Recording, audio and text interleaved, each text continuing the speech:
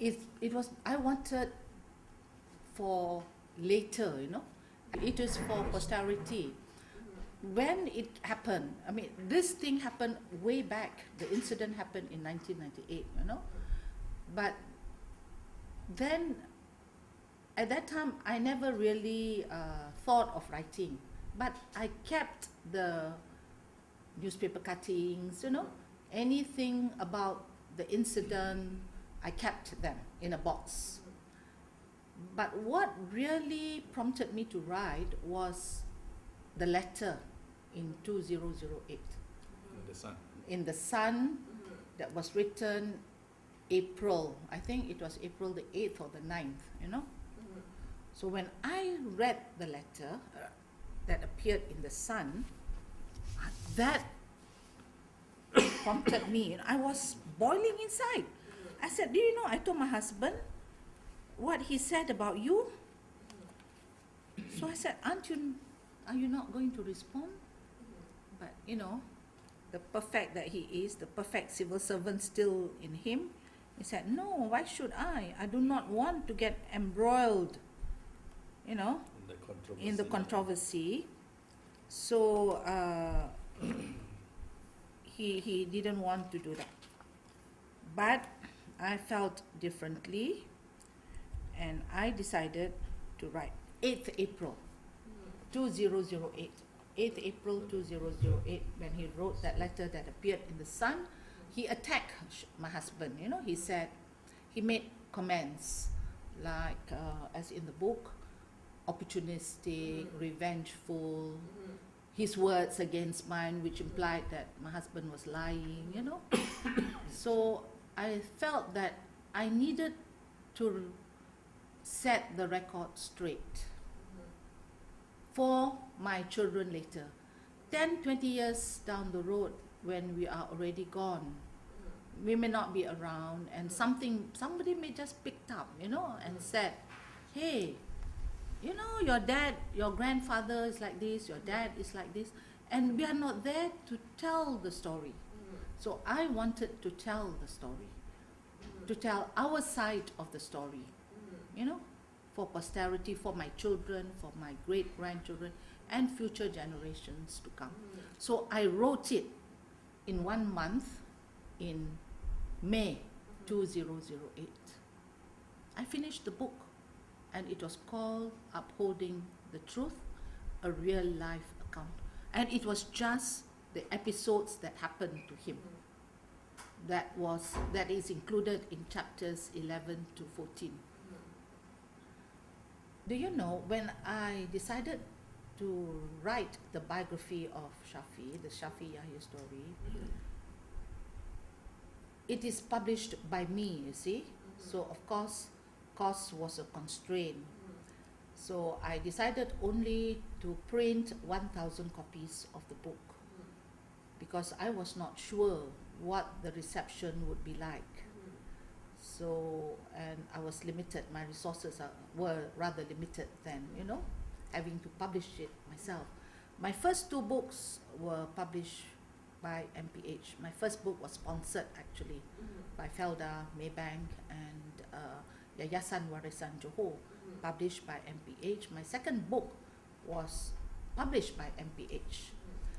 So when it came to this third book, I knew that it would be difficult to find a publisher. Not many would want to publish. There would be constraints. They may want to decide that I have to meet their requirements, and I didn't want it, you know. So I wanted to be neutral. So I decided to publish the book myself. So I only published 1,000 copies, because I wasn't sure what the sales would be like. In any case, it's just a biography. Any case is a biography, and my husband did say, who wants to read about me, you know? Biographies sometimes could be boring, you see. But I am pleasantly surprised that the response has been very encouraging. And the sales have actually picked up, and I am left with very few books now. So there was a review done in internet, and through word of mouth, I did put it in my Facebook. I had to do a lot of marketing myself, you know, and the response has been very encouraging. Very little copies now, so I am now toying whether I should be doing a second reprint.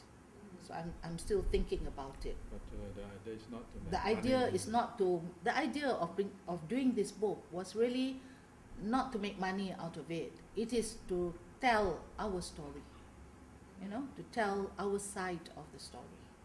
In fact, they barely recover costs.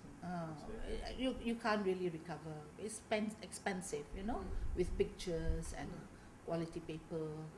So we barely, once you send it to the publishers, they take a big chunk of it for commission. So you are really left with very little, some below cost actually. So the intention was not to make money, it was to tell our side of the story. It was more to give me that personal satisfaction. And also, as a You see, not really very many people knew about what happened, the episodes in Shafi's life. The details, you know, they hear about it. There were whispers, they were making snide comments because they didn't know and we didn't tell them. So a little bit came out in June 2000 during the court case of Anwar, the sodomy trial. In June 2000, very little came out, but it wasn't really highlighted by the mainstream media. I think Malaysia Kini did carry the story, but the mainstream media just mentioned very little, you know. And so people asked Shafi, but he chose to remain silent. He said it is there. If whatever is in the court, he stands by his testimony. So people didn't know, and it just fizzles out. But the thing erupted again in April 2008. It rekindled the past, you know. So if it had kept quiet, I don't think there would not be. There could be a biography, but there would be not very, you know, not much to be written about. But I have included it from my book, the first book. There were about 8 chapters. I have just summarized it into the 4 chapters in this Shafi Yahya story. It is actually is what you call is, somebody used the word a mild, you know, an abridged version, not detailed, no longer angry. If you could read it, it is not an angry book. It's more a sad episode, I would say. The feelings, more feelings, you know, how I felt when this thing happened, how I felt, you know, how it affected the lives, our lives, how it affected our children, you know. So these were expressed in the book.